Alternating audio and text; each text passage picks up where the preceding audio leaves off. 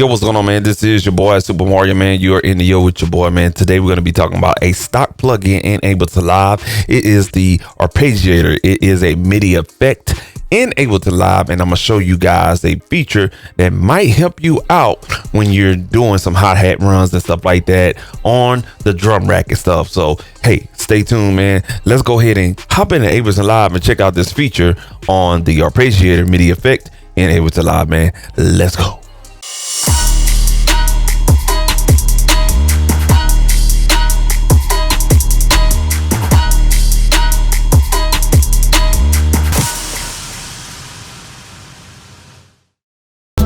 All right, here we are in Ableton Live, and basically what we're going to be talking about is the drum rack and what we have on the drum rack on a particular drum pad, and that is the Arpeggiator MIDI effect. Now, the Arpeggiator MIDI effect is a stock plugin that is in Ableton Live. Now, you could do all kind of crazy things with the Arpeggiator MIDI effect, for us, you know what I'm saying, adding a arpeggiated pattern to whatever instrument that you want to utilize it on. You can utilize it to give your sound source some type of movement. I utilize it for hi-hat rolls. Only reason why I do that is because my MIDI controller does not have a note repeat function. Most controllers like the Akai, some of the Akai MIDI controllers have a note repeat, push 1, 2, and 3, or let me take that back, push 2 and 3 have the note repeat function as well. But let's say, for instance, you just got a basic MIDI controller, don't have note repeat. This is where the Arpeggiator MIDI effect will come into play. Now, you do have different parameters on the Arpeggiator MIDI effect that gives you different type of styles of arpeggiated patterns to give you the flavor that you want. Of course, style, of course, the rate, more importantly, the rate, that will give you kind of like the 1/8, 16th, 1/32 type patterns and everything like that. But there's one feature on here that gets overlooked, and I don't see a lot of people talking about it, is the velocity feature. And that's what we're going to talk about in this video today. Now, just to give you a demonstration, I already got 3 pads open right now with that Arpeggiator MIDI effect on there. And I'm going to play these for you real quick. That's a 1/8, 16th, 32nd. Now, if you have keen ears to hear the MIDI velocity, you're good and stuff like that. Most people won't hear it, but it's a feeling when you're playing it with your MIDI controller. All right, so let's go ahead and pay attention to this particular pad right here. And I have a standard Arpeggiator MIDI effect on it, basically a default setting. As soon as you know what I'm saying, basically drag and drop it on the particular pad. All right, now of course you can choose your style, your rate, but the velocity will be turned off. What you want to do is turn it on. Once you turn velocity on, this is going to unlock a lot of different style of expression that you would do when you're pressing on that particular pad or key on your MIDI controller. All right, so let's talk about it. The decay is going to be the timing of when you initially press on your pad or key to get to the target velocity. Let me repeat that again. The velocity section on the Arpeggiator MIDI effect is basically when your finger or fingers hit a particular pad or key. It is the timing that it's going to get to the target velocity. So basically, when you turn the velocity on, you're basically telling this pad, hey, you have a second, a half a second, 60 seconds, which is a minute.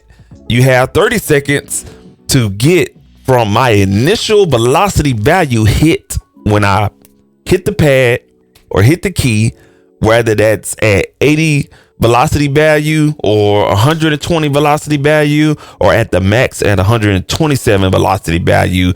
That giving time is going to go to your target velocity value. Now, I know all of that probably went through a lot of people's head, but this is why when you're making beats, you gotta understand your DAW, number 1, and number 2, understand basic MIDI functions or whatnot. Velocity value is very, very important because it helps create the expression when you're creating MIDI clips. All right, so let's take a look at this right here. All right, let me get my draw tool real quick. All right, so this is the velocity section. and excuse the circle, but this is the velocity section on our Arpeggiator MIDI effect. All right, let me go ahead and clear that out. Okay, now this right here, which is called the decay, is what I told you. This is gonna say, hey, you know what? I need a time to reach the target velocity value. So right now I'm gonna go ahead and set this at, let's say for instance, a half a second. All right, so roughly 515 milliseconds to get to a target velocity. Okay, now I'm gonna be very I'm gonna exaggerate the value at about 33. Okay, so basically when I press on this pad, it's going, by the time I initially press on the pad, it's going to give me a half a second to reach 33 on a velocity. Okay, let's go ahead and draw out a MIDI clip and you're going to see it in action, what I'm talking about.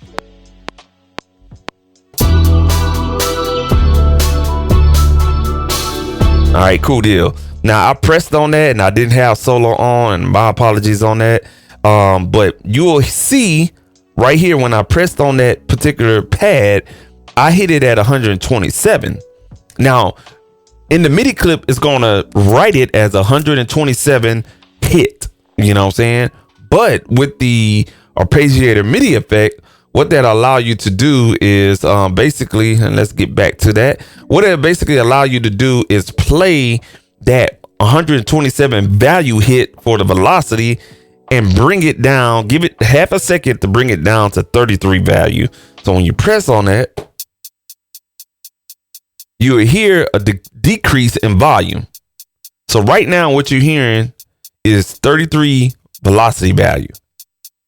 Let off of it, I'm gonna hit it again, and I want you to hear the 127 hit and watch it slowly ascend to 33, or excuse me, descend to 33. Let me do it again. You hear a delay effect when I press on it, so let me close my mic.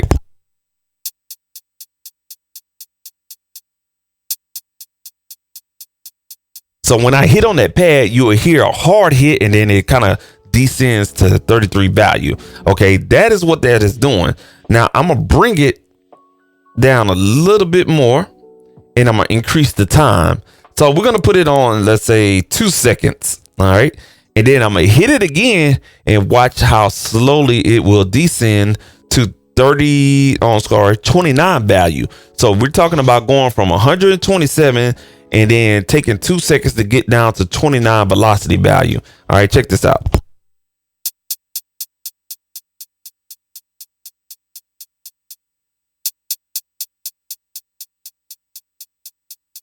That's pretty cool, right? So the test case scenario for this video is that this will allow you to have multiple one shots on your pad in your drum racks, or on your pads in your drum rack, to have different expressions or whatnot. So I'm gonna utilize my first 3 one shots to give an example. So when I press down on the 1/8,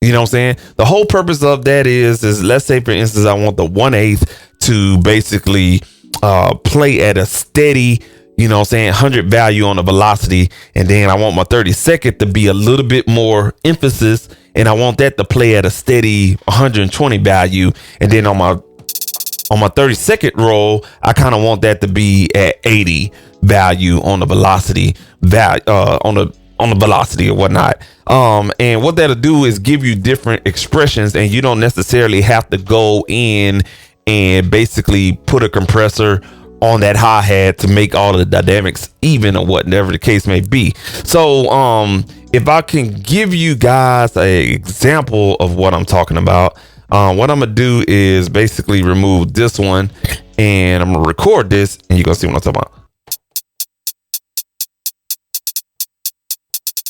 All right, I played that with no metronome, but basically you'll see right here on this particular section of the note we were pretty steady at 127.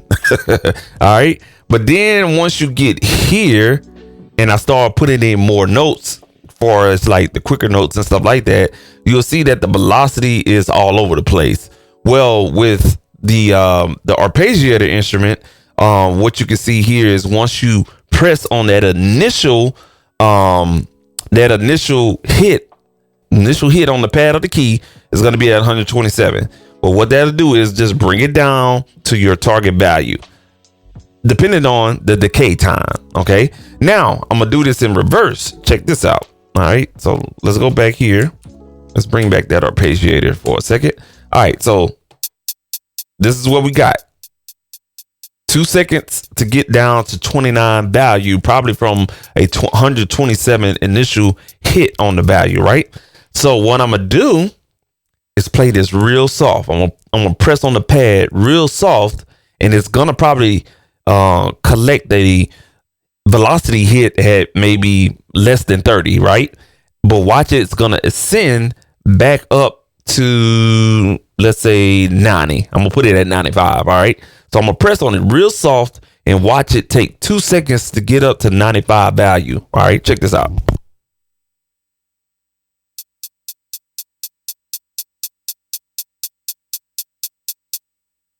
All right, let me do that again.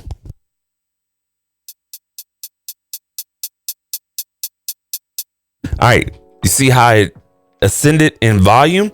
It's not really getting any louder. The arpeggiator is just basically playing it soft and harder, soft and harder. You see what I'm saying? That's basically what it's doing. Now, what I'm gonna do is set my target at the max at 127, and I'm gonna give it, let's say, for instance, 10 seconds. So I'm gonna press on that pad real faintly and watch 10 seconds. It takes 10 seconds to get to 127 value. Real cool. Check this out.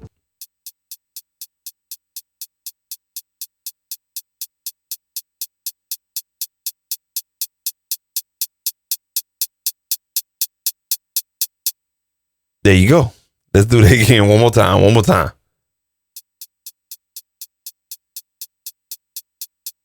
Getting louder.